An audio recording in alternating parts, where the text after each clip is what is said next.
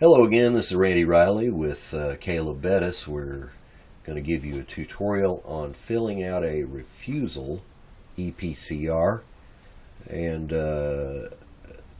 it's not necessarily just for the officers, but anyone on the department with an ImageTrend login will be able to fill out a refusal.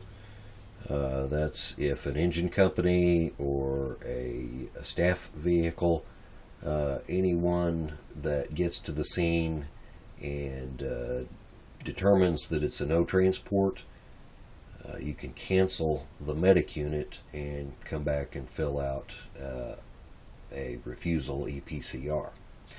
You have different options. You can do it from the iPads on the engines or a department issued iPad, or you can get the paper refusal form filled out and bring it back to the station and use your station PC. Just remember, we have a policy that says that only department devices are to be used to fill out an ePCR. So we'll log into ImageTrend. This is the first screen that you'll see, and we'll go into incidents. Say hi, Caleb, since you're participating. Hello, guys. Here is the ePCR from CAD. We'll go ahead and click on it, and it will bring up our CAD data information. Since we're in the process of testing, I'm going to go back a few days and pick up a call that no one has downloaded. And while Randy's doing that, I was also going to say, if you do start your refusal from a laptop or an iPad, you will just start a new incident without the CAD, and after you clear the call is when your CAD times won't come across. And on the iPad it'll say just new incident. You click that and go and start from there. Okay, so what we're going to do is find an incident that is linked with an engine and a medic unit. And since you're on the engine, chances are you're filling this out. And of course, the medics, this could apply to you if you get on the scene and it's a refusal as well. But this is mainly for the people that aren't on the medic units. Select your unit from the list. And the reason for that is that your unit's times and information will come across, as well as your personnel. Whatever is listed in crew sense for your unit that day will populate into the crew fields for this call. The overall documentation for who all responded to the call will still be on the InFIRS report, and you'll also have to do an InFIRS report for the call as well. Okay, you'll notice that the screen is very similar to what the InFIRS looks like.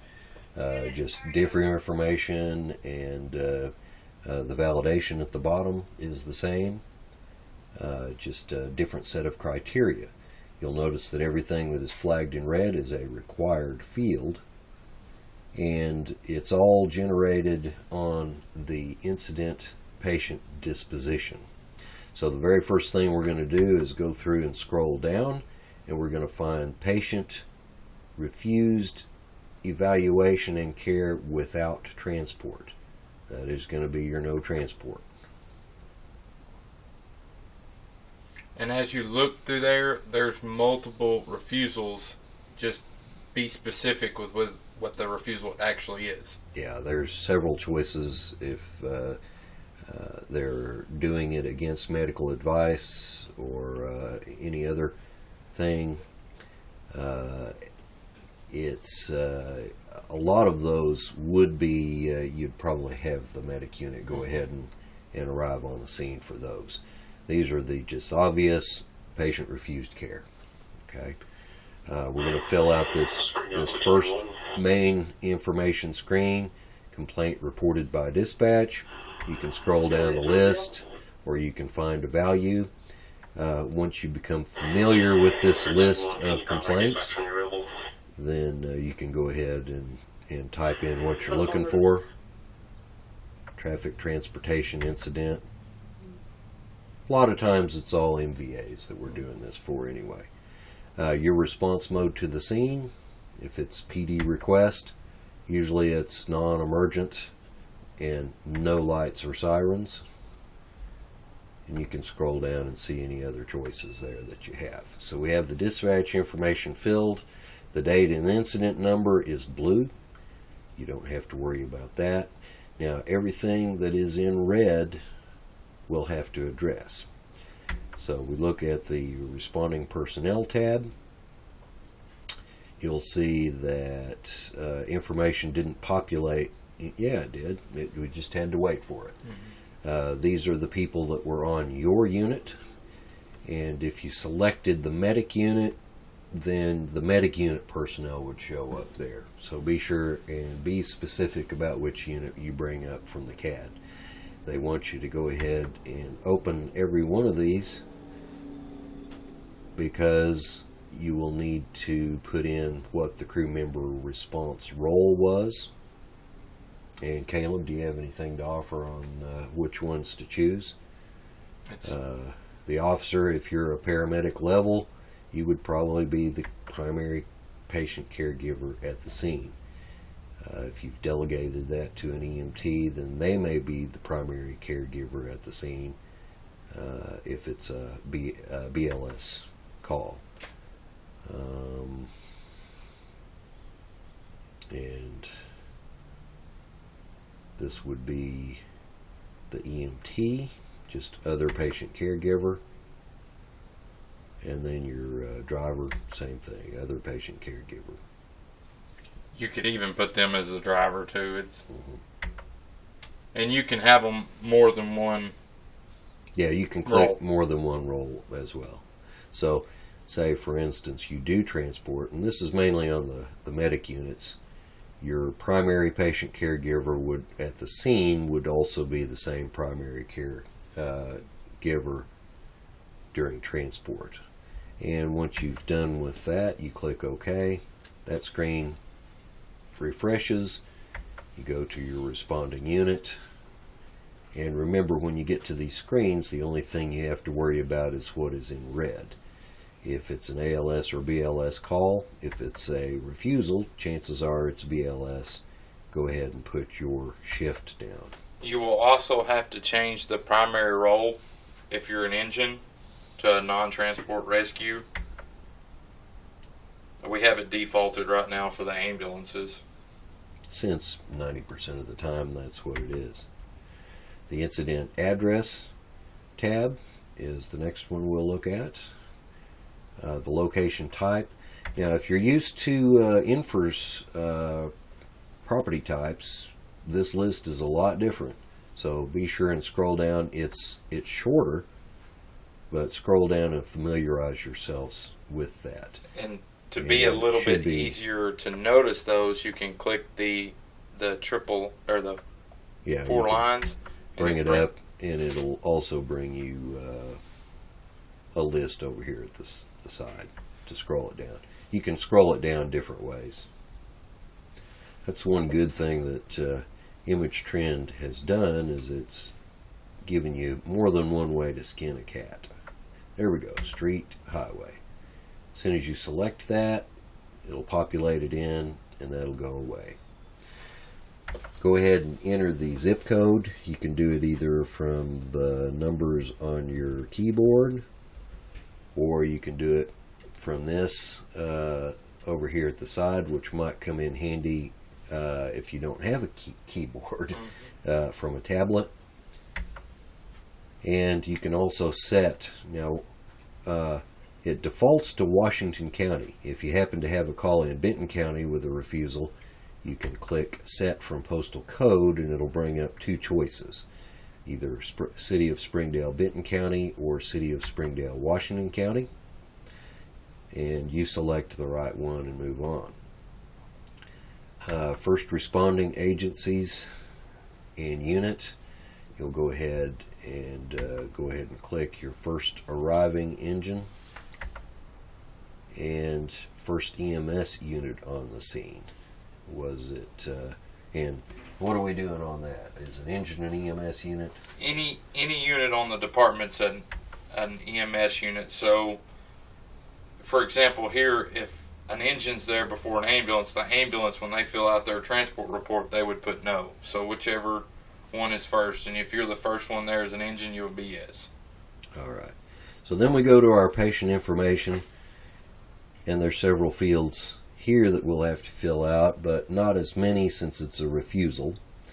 The assessment and the vitals and treatment are in blue, so we don't have to worry about that. I'm not going to fill out a last name, first name, but just kind of scroll down for you and show you the information that we'll need. None of this is flagged red on a refusal, so we don't need that information. Basically, all we need is their last name, first name. It would be great if you had a date of birth and their age. However detailed you want to, but the only thing required is last name, first name. Patient address is not required on a refusal. And we have number of patients at the scene. The requirement is either multiple patients, no patients, or a single patient. A lot of times you'll have one prospective patient on a scene complaining of pain or something, and then you'll fill out a patient contact form. If that's the case, then the contact form is, we're not counting those patients. If you have multiple patients with complaints, but they're all refusing, then you would select multiple. Otherwise, it's a single patient. Whether it's a mass casualty incident or not depends on our definition of mass casualty. Click yes or no accordingly. If there is more than one patient, or one or more patients, I should say, on the scene, enter a number right here. If there are no patients on the scene, then leave that blank because it is not red flagged. Also, guardian or closest relative, you can click there if you want to document any information on the refusal. Then we'll go to our history tab. And everyone has ImageTrend questions to ask us today. Patient complaints, we'll go ahead and add a complaint. This will be the primary chief complaint, and then we can say that the patient had neck pain. And then the duration.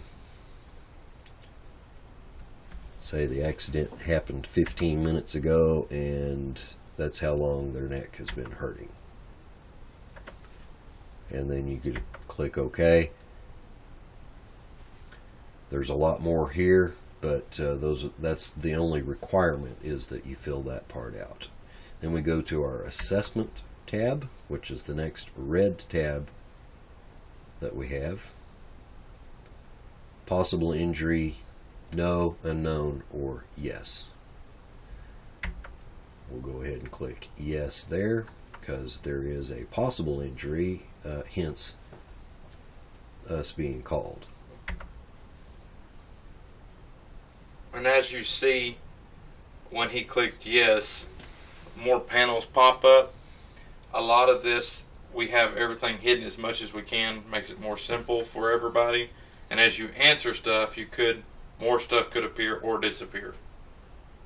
Okay, so if we change that to unknown, then all those go away. Mm-hmm. Change it to yes, and we'll have to fill out the trauma panel and the occupational information. The very next thing here is our trauma tab. When it comes up, we'll have cause of injury, whether it's moderate, minor, or major. These are the trauma center notification, whether we called them or not, whether they recommended a destination or not. A lot of these won't matter because it's a no transport. And a lot of them, as you answer, like the ATCC one, TraumaCom. When you If we tell it no, stuff then disappears and stuff. stuff disappears. And we found something that we can fix. So don't be surprised if that's different whenever you log into this. Vehicular, pedestrian, or other.